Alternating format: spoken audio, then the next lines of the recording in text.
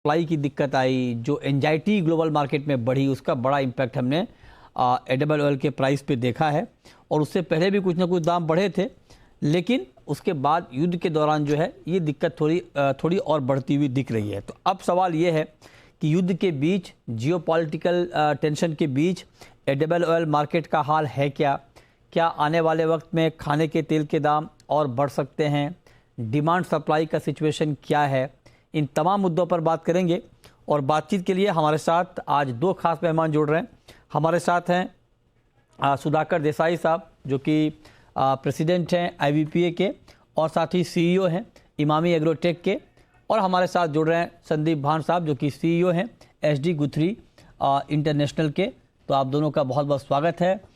देसाई जी, सबसे पहले आपका बहुत बहुत स्वागत है जी बिजनेस के स्टूडियो में। पहला सवाल मेरा डायरेक्ट आपसे यही होगा, क्योंकि आप लोग ग्राउंड पे इन्वॉल्व हैं, काम करते हैं।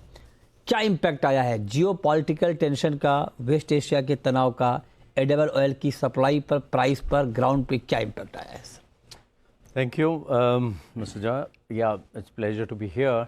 यस, काफ़ी इम्पैक्ट्स आया है इसके कारण एडिबल ऑयल में।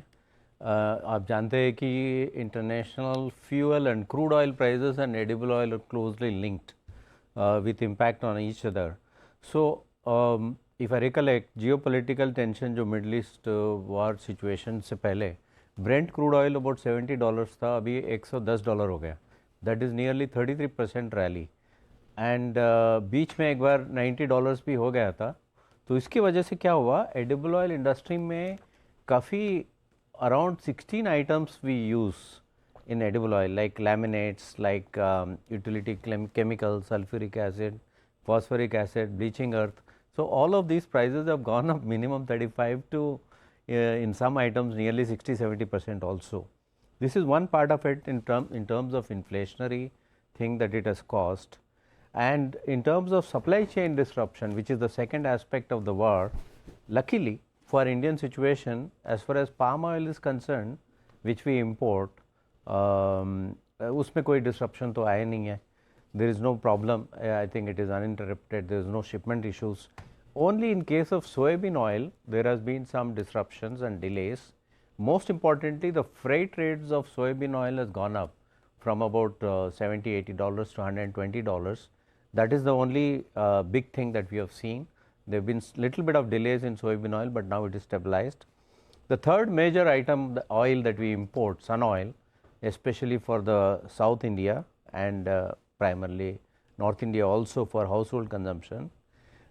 Contrary to our original fear, it has not been affected because most of this oil comes through Suez Canal and not through, nothing to do with Hormuz. So I think the sun oil also is there. For example, in April shipments are regular, there is no issue there. So supply disruption is not a major issue. Currency and demand somewhat affected.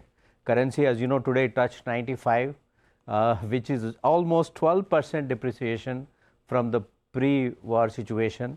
This creates cost escalation for the importers also, and also causes huge volatility in management.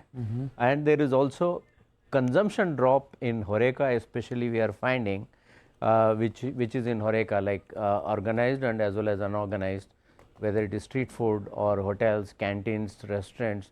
There is a lot of innovation happening in a manner that they will use less gas, and consumption drop is there. Household is by and large not affected thanks to the government preemption of all these problems. Okay, perfect. तो ये क्या impact है waste Asia के तनाव का खाने के तेल के मार्केट पर, ये देसाई जी ने बहुत डिटेल में बताया है। अब भान साहब आप बताइए सर, आप देसाई जी भारत इंडिया में बैठकर ये देख रहे हैं कि क्या सिचुएशन बन रहा है। आप जब ग्लोबल मार्केट में बैठ रहे हैं तो वहाँ से, चूँकि आप सप्लाई चेन के काम से जुड़े हैं, आप बताइए कि कितनी सप्लाई डिसरप्ट हुई है स्ट्रेट ऑफ हॉर्मुज के डिस्टर्ब होने से। एडिबल ऑयल का शिपमेंट ग्राउंड पे कितना डिस्टर्ब हुआ है सर? देखिए मृत्युंजय जी, अगर पाम ऑयल की तरफ पॉइंट ऑफ व्यू से देखें तो उसका ज्यादा इम्पैक्ट इंडिया की ओर ज्यादा आया नहीं है। Vessels are easily available. हाँ, फ्रेट में थोड़ा बहुत इंक्रीज हुआ है, पर वेसल्स आर अवेलेबल। अच्छा, वेसल्स आर अवेलेबल आप कह रहे हैं। लेकिन भान साहब, चूंकि इंडोनेशिया B50 पे जा रहा है, तो भारत के लिए कितना बड़ा कंसर्न है, और क्या आने वाले वक्त में पाम तेल की सप्लाई का फ्लो वैसा नहीं रहेगा जैसे पहले था? देखिए, ये खाली बायोफ्यूल की दृष्टिकोण से नहीं देखा जाएगा, इसको एल नीनो का भी जो बहुत बड़ा मेजर फैक्टर प्ले करेगा आने वाले समय में। इन बायोफ्यूल और B50 दोनों को मिलाकर देखिए तो इसका इम्पैक्ट सप्लाई चेन पे आने वाले महीनों में जरूर दिखेगा। ओके, अब देसाई जी, ये बहुत महत्वपूर्ण है जो बात भान साहब कह रहे हैं कि आने वाले वक्त में दिखेगा। आपने जियो पॉलिटिक्स में समझाया। अब आप ये बताइए कि जो बाकी के ग्लोबल फैक्टर्स हैं, जैसे B50 का भी जिक्र हुआ, या जो सप्लाई चेन में जो प्रॉब्लम आएगी या फिर जो बदलाव आएगा, उसका इम्पैक्ट क्या होगा? मतलब मैं ये जानना चाहता हूँ कि ग्लोबल फैक्टर्स कौन कौन से हैं अभी, बर्निंग फैक्टर्स जो एडिबल ऑयल मार्केट को आने वाले वक्त में ड्राइव करेंगे।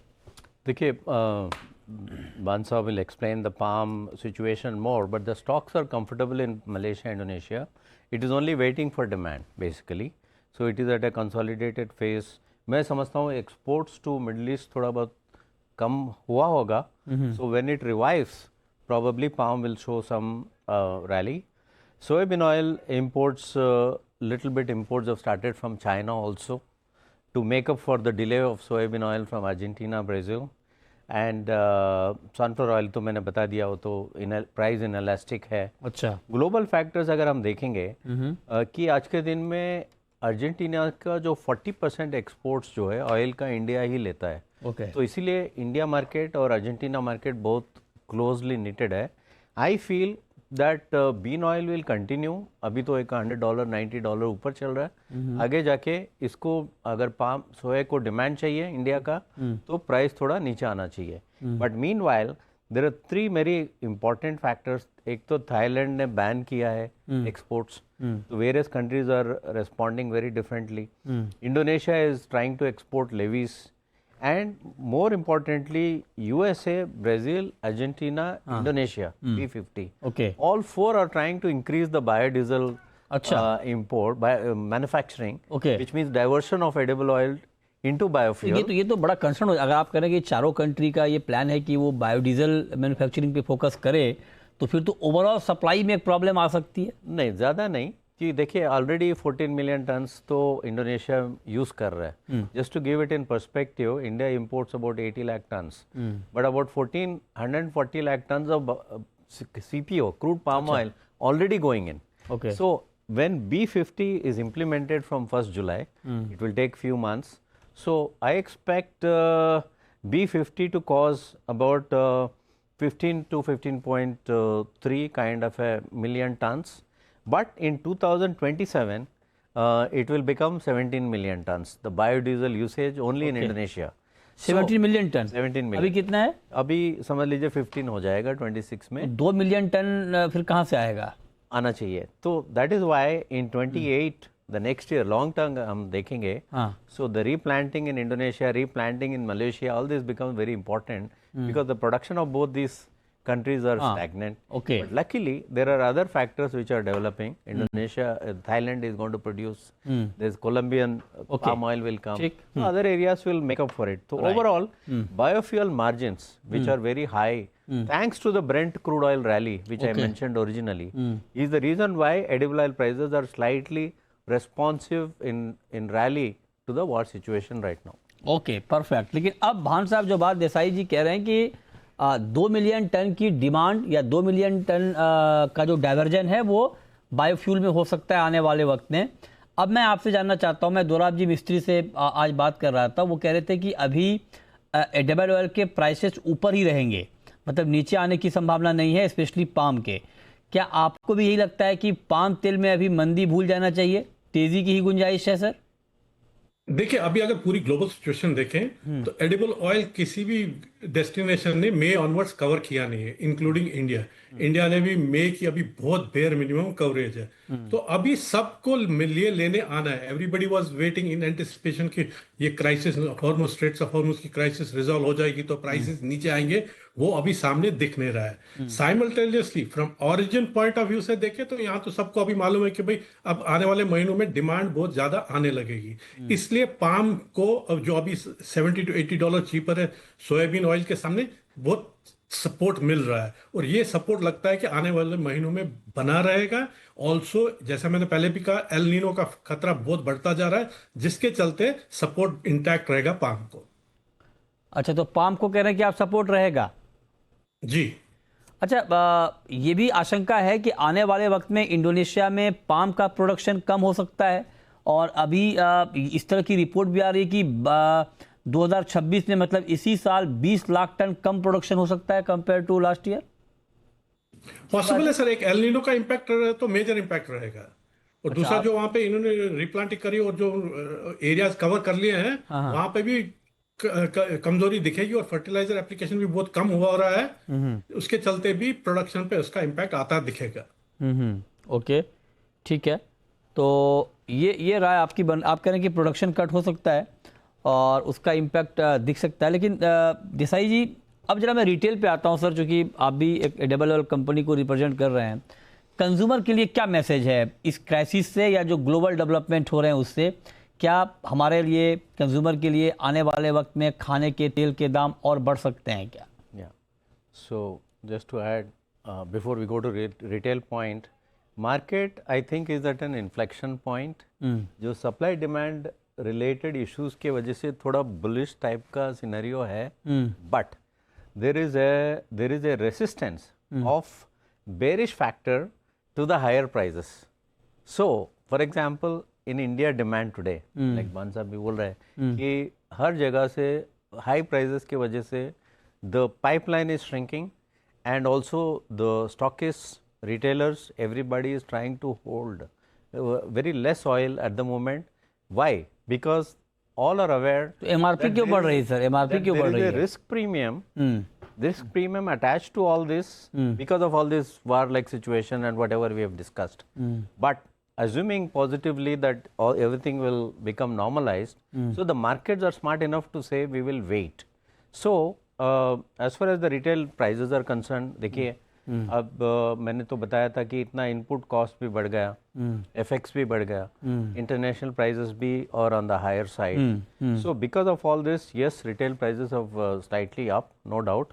We do see consumption drop नहीं बोलूँगा मैं, but there is a stagnancy in consumption, but there is definitely a drop in consumption in the HoReCa sector, especially institutional demand.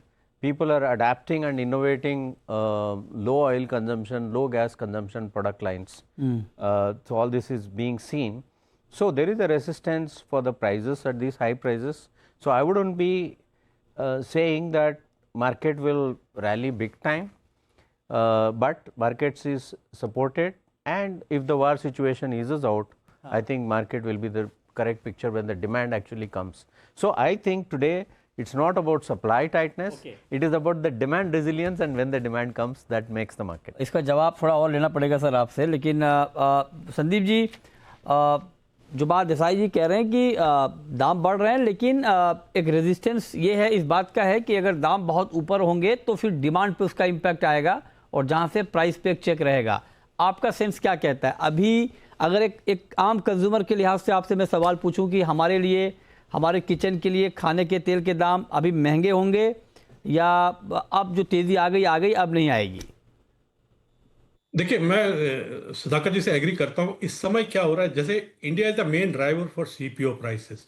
जब 4600 के ऊपर जाता है तो इंडिया लेने नहीं आ रहा है, और जब ये 4500 के आसपास आता है तो वहां पे काम हो रहा है।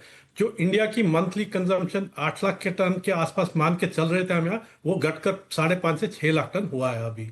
तो ये सारा सिनेरियो देखते हुए पाम को आने वाले महीनों में कहीं ना कहीं से डिमांड आनी चाहिए, जो अभी शॉर्ट टर्म में दिख नहीं रही है।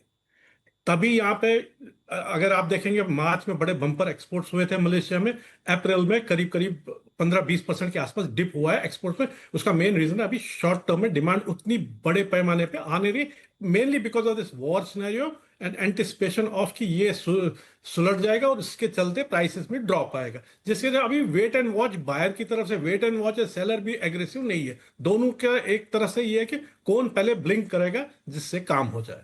अच्छा, ओके, कि कौन ब्लिंक मतलब कौन पहले तैयार होगा। ठीक है सर, एक बात देसाई जी, मैं आपसे सिर्फ एक जानकारी के लिए पूछ रहा हूँ कि अभी कितने मतलब जब से ये वॉर शुरू हुआ है वेस्ट एशिया वाला, तब से लेकर मतलब फरवरी के लास्ट से लेकर अब तक पिछले 2 महीने में एडिबल ऑयल के रिटेल प्राइस कितने बढ़े होंगे? मेरे ख्याल से करीब 10 to 15% बढ़ा होगा। 10 to 15% बढ़ चुके हैं 2 महीने में करीब। तो मतलब मैं ये सिर्फ आपने जो बताया लॉजिक वो ठीक है, लेकिन क्या ये 15% बढ़ के रुक जाएगा मार्केट, या कुछ और आपको इंक्रीज अभी दिख रहा है हाल फिलहाल? दैट्स व्हाट आई एम ये बोल रहा हूँ मैं कि जैसे अभी सब डिमांड नहीं है तो एक पॉज, डिमांड नहीं है तो फिर दाम कैसे बढ़ गए? पॉज जैसा है, हाँ। काम पीरियड है। अच्छा। कभी कभी कोई फ्रेश डिस्ट्रप्शन आ जाता है क्योंकि मार्केट तो वॉलेटाइल है। अब तो देख रहे हैं कि रोज कुछ ना कुछ वार रिलेटेड न्यूज़ आता है, तो उस टाइम में आपको थोड़ा स्पर्ट्स ऑफ रैली मिलेगा। अच्छा। But I would say that market outlook के अलावा इंडिया अगर हम देखें तो the lot of innovations happening, people are shifting between oils. Okay. जैसे अभी सोयाबीन ऑयल एक्सपेंसिव है, हाँ। अब देखिए आप मस्टर्ड जो सीड है, मस्टर्ड क्रॉप जो है, हाँ। टाइमली आया है। ओके। कितना अच्छा चीज़ है वो। अच्छा। Price is slower than imported soya and farmers are getting nearly about 10 to 12% more than the MSP, and crushing भी बहुत ज़्यादा हो रहा है। हाँ। It is replacing imports Okay. of soybean oil. अच्छा। So high prices are also good for a crop like mustard. For whom? किसके लिए? For the farmers.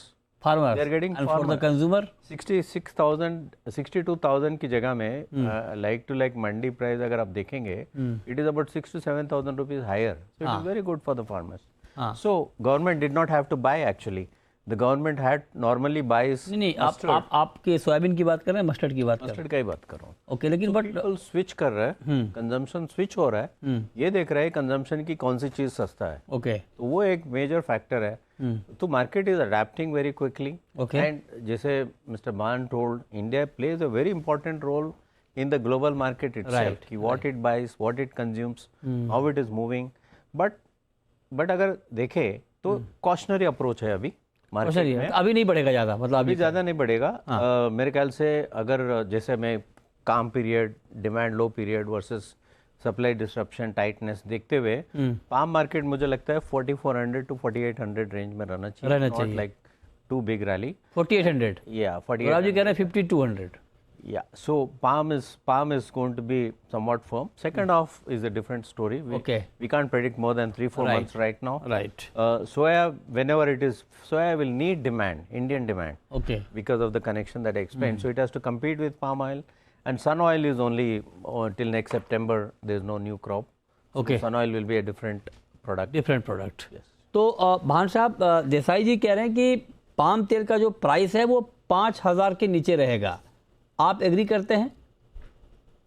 देखिए सर, अभी तो कहना बहुत मुश्किल है कि ये जब तक ये वॉर की सिचुएशन रिजॉल्व नहीं होती तब तक कहना बहुत अनप्रिडिक्टेबल रहेगा कि 5000 जाएगा या 45-4700 के रेंज में घूमेगा। ये सब वॉर पे डिपेंड करता है, इमीडिएट सिनेरियो को एक फोरकास्ट करने के लिए। तो आपका कुछ तो होगा सर, फिगर चल रहा होगा दिमाग में भान साहब। देसाई जी के दिमाग में 4800 है। देखिए जैसे अभी डिमांड, जैसे मैं कह रहा हूँ कि 46 के आसपास सेलिंग आ जाती है, 45 के आसपास बाइंग आ जाती है। अगर ये वॉर सिनेरियो रिजॉल्व हो जाता है, इसके चलते क्रूड का जो थोड़ा सा प्रीमियम बिल्डअप हुआ था प्राइसेस में, वो नीचे आ सकता है। पर फिर जैसे ही सेकेंड हाफ आएंगे, बायोफ्यूल आएगा, एल नीनो आएगा, तो ये वापस ऊपर की तरफ उछाल लेगा। ओके, ठीक है। तो अगर मतलब चल क्या रेंज में लगे तो ऊपर 46-4700 के आसपास अभी शॉर्ट टर्म में रेजिस्टेंस है। ओके, तो ये ओवरऑल पाम का व्यू है। जो दर्शक हमें देख रहे हैं, जिनको ये लग रहा होगा कि पता नहीं ये 5200 4800 क्या बोल रहे हैं, तो उनके लिए ये मतलब जानकारी ये है कि ये हम रिंगिट में बात कर रहे हैं, राइट सर? बीएमडी जो मलेशिया, अभी जो 46-45, हाँ, जो मलेशिया, चूंकि बीएमडी मतलब हुआ बुर्सा मलेशिया डेरिवेटिव, जो कि एक बेंचमार्क एक्सचेंज पाम तेल का माना जाता है, जहाँ पर पाम तेल की ट्रेडिंग होती है और दुनिया भर में एक बेंचमार्क प्राइस के तौर पे देखा जाता है। तो ये उस प्राइस की बात हो रही है पर टन, राइट है ना? तो उसकी बात हो रही है। 4800 पर टन का टारगेट, रिंगिट पर टन का टारगेट देसाई जी का दिया हुआ, राइट सर? और एक अक्रॉस द ऑयल्स इंपोर्ट्स कम होने का और एक रीजन भी है। तो इंडियन प्राइस टेबल का जो रेसिस्टेंस है ना, वो इंपोर्ट कॉस्ट को पूरा अब्जॉर्ब नहीं कर पा रहा है। तो इसीलिए इंपोर्ट्स भी स्लो है। अगर आप देखेंगे कि 12 लाख टन आना चाहिए, लेकिन 9-10 लाख टन में रुक जा रहा है। ओके, ठीक है। लेकिन सवाल ये कि अगर 9-10 लाख टन में रुक जा रहा है, तो क्या सप्लाई में डिमांड के मुकाबले कोई दिक्कत आ रही है क्या? इसका क्या इम्पैक्ट होगा? इस पर बात ब्रेक के बाद आप बने रहिए हमारे साथ।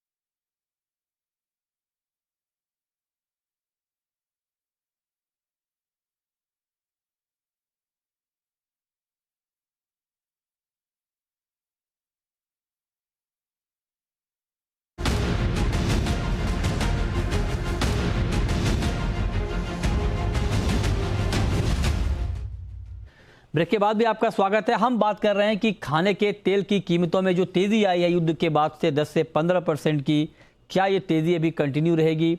क्या आपके लिए खाने के तेल के दाम और बढ़ने वाले हैं या अब यहाँ से ज़्यादा बढ़ोतरी की संभावना नहीं है? इसी पर हम बात कर रहे हैं। हमारे साथ दोनों खास मेहमान बने हुए हैं। अब देसाई जी, आप एक चीज़ बताइए सर कि कंजम्पशन का पैटर्न क्या है? जब दाम बढ़े हैं 10 से 15%, तो क्या उसका इम्पैक्ट डिमांड पे आया है? क्या डिमांड में कुछ कमी आई है, रिटेल की डिमांड में? सो डिमांड में आया है कमी।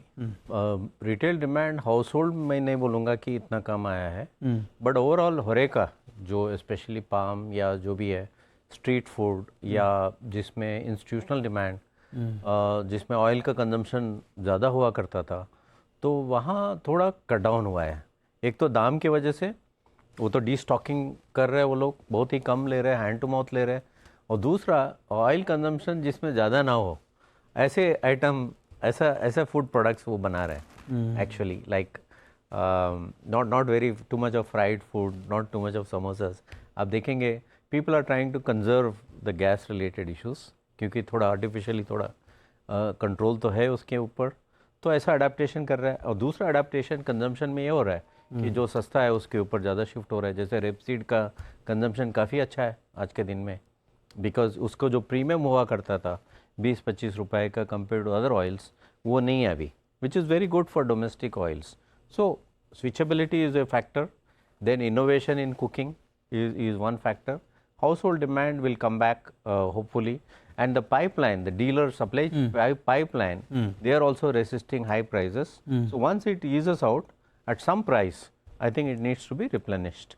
Okay. Especially this will not happen immediately. It will happen in June, July, August as we move into demand months. Perfect, ठीक है। तो ये एक महत्वपूर्ण बात है। लेकिन अब भान साहब, आपका सेंस क्या कहता है? क्या जो अभी भान साहब कह रहे थे कि इंपोर्ट जितना होना चाहिए उतना नहीं हो पा रहा है, तो इसके पीछे की वजह आप क्या देख रहे हैं? और क्या इंपोर्ट का फ्लो हमारा बेहतर बना रहेगा या उसमें कुछ डिसरप्शन या कुछ रुकावट आप देख रहे हैं आने वाले वक्त में? देखिए, रुकावट अभी इमीडिएट में तो दिख नहीं रही है। खाली एक मेजर फैक्टर अभी जो है कि इंडोनेशिया में एक्सपोर्ट टैक्स बढ़ा है मई में, करीब $37-38 अपसाइड आ गया है इसमें। और मलेशिया में भी 10% का है, वो प्राइस ब्रैकेट को देखते हुए 10% है। तो अभी जो भी सप्लाई चेन होगी वो मलेशिया से होगी। पर जैसे कह रहे हैं, इंडिया ने अभी कुछ मे शिपमेंट्स का कुछ कवरेज किया नहीं है, तो उसके चलते इंडिया की पाइपलाइन के लिए अभी सिस्टम में इनफ सीपीओ है। अच्छा, आप कह रहे हैं कि इनफ है, तो हमें दिक्कत नहीं होगी इंपोर्ट करने में? इंडिया के पास कोई सप्लाई की दिक्कत नहीं है? दिक्कत नहीं होगी, खाली प्राइस पे थोड़ा सा ये रहेगा, बाकी सप्लाई चेन में कोई दिक्कत नहीं आएगी। अच्छा, सप्लाई चेन में कोई दिक्कत नहीं है। वो आएगी भी सर, 2-3 जहाज आप इधर मोड़ देना, आप वहाँ बैठे ही हैं जैसे आपने, हाँ जैसे आपने कोविड में किया था, है ना? तो हमारे लिए मतलब आपके रहते हुए पाम तेल की कमी नहीं होनी चाहिए, तो वो आपके हाथ में है, ठीक है। लेकिन अब सर मैं आप एक सवाल पूछता हूँ। एक तो प्राइस की बात हो गई, सप्लाई की बात हो गई, एक प्रॉब्लम मैं आपसे जानना चाहता हूँ, चूँकि आप स्टेक होल्डर हैं इसमें, स्टैंडर्ड पैकेजिंग को लेकर क्या है? क्योंकि कुछ बात लोग ये कह रहे हैं कि किसी में 950 ग्राम, किसी में 850 ग्राम, किसी मतलब वो पैकेजिंग को लेके भी दिक्कत आ रही है। आज हमने एक स्टोरी की है कि प्राइस नहीं बट वो वजन, वेट जो है वो कम करके उसको पास ऑन किया जा रहा है। इसका क्या रियलिटी है, ये बताइए sir. That is a shrinkflation actually. So the grammage जो क्या बोलते हैं सर? श्रिंकफ्लेशन। श्रिंकफ्लेशन, ओके, हाँ, मतलब श्रिंकफ्लेशन का मतलब आप समझिए, हमारे जो दर्शक हैं, कि मतलब आपको प्राइस उतना ही लगेगा, जितना प्राइस आप पे कर रहे हैं उतना ही प्राइस पे करना है, बस क्वांटिटी कम हो जाएगी। और जो हमने स्टोरी की थी वो यही था कि मान लीजिए 1 महीने का आपने क्वांटिटी लाया आइटम का, बिस्किट, घी, तेल, बाकी चीज़ें जो भी आइटम्स हैं, तो वो 1 महीने नहीं चल के 25 दिन चल रहे हैं आपके। तो उसी को देसाई जी ने अच्छा नाम दिया है, श्रिंकफ्लेशन कहते हैं, कि आपकी जो क्वांटिटी है वो श्रिंक हो रही है, कम हो रही है, सिकुड़ रही है। देखिए बाकी प्रोडक्ट्स में मिल्क, व्हीट, पल्सेस जो भी है, जितने प्रोडक्ट्स 16-18 प्रोडक्ट्स में प्रॉब्लम है या नहीं है पता नहीं है, बहुत ज़्यादा नहीं है शायद, लेकिन एडिबल ऑयल में ये बहुत बड़ा प्रॉब्लम है। इसीलिए सारे इंस्टीट्यूट, सारे associations of India, including our association, Indian Vegetable Oil Producer Association, all of us have combinedly given a representation to the ministry, concerned ministry, कि we need to standardize edible oil packs for 2 reasons. Number 1, consumer is not so fully aware to see the unit selling price, number 1. Number 2, और इसमें थोड़ा बहुत confusion with plethora of brands, with so much unorganized sector is also involved. There are hundreds of players who are repackers. So we wanted, all the associations wanted standardization back in packs for clarity and for predictability of prices for Okay. consumer benefit. Okay. I think government is viewing this positively. That's what at least I have been told when I met the concerned government, that they will look into देख रहे हैं, it. मतलब हो जाएगा जल्दी, ये problem solve हो जाएगा। दूसरा इशू जो इंडस्ट्री का जो आप बोल रहे हैं ना, हाँ, कि जैसे भी मलेशिया, इंडोनेशिया या Argentina, so there is a duty arbitrage between Nepal and India. Okay, तो इंडिया का ड्यूटी है 16.5, नेपाल से जब माल आता है अच्छा, तो 0 ड्यूटी है। ओके, ये प्रॉब्लम हालांकि थोड़ा कम हुआ है, बट ड्यूटी कम हो जाए तो और कम हो जाएगा। फिर अभी भी नॉर्थ में, नॉर्थ ईस्ट में काफी इम्पैक्ट पड़ रहा है। ठीक है, आप 5 से 6 रुपए कमती रेट में, कम रेट में वहां से जब आता है तो मार्केट फ्लो को डिस्टर्ब करता है। तो वी हैव सजेशन क्या है, we don't want any geopolitical issue, but suggestion क्या है, वी सेड कि भाई आप देखो कैनलाइजेशन तो लगता है कि ऐसा हो नहीं रहा, सभी लोग बोल रहे हैं कैनलाइज करो तो government agencies. Second is we are trying to say कि उसका एक टीआरक्यू या टैरिफ आना चाहिए। परफेक्ट। थर्ड, मोर इम्पोर्टेंटली आज के दिन में अगर मैं बोलूं कि देखिए हम लोग तो एडवोकेट थे डायनेमिक ड्यूटी, बिल्कुल सर, एक 5% अगर ड्यूटी अगर खाली क्रूड ऑयल में जो कम कर दे तो हो जाएगा काम। कम करने से ये सारी प्रॉब्लम सॉल्व। ये बहुत बड़ी बात है, देखते हैं थोड़ा इसके ऊपर क्या काम होता है। वक्त की कमी है, बहुत शुक्रिया देसाई जी आपका, भान साहब आपका हमारे साथ जुड़ने के लिए। छोटा सा ब्रेक के बाद भी खबरें जारी हैं। नमस्कार।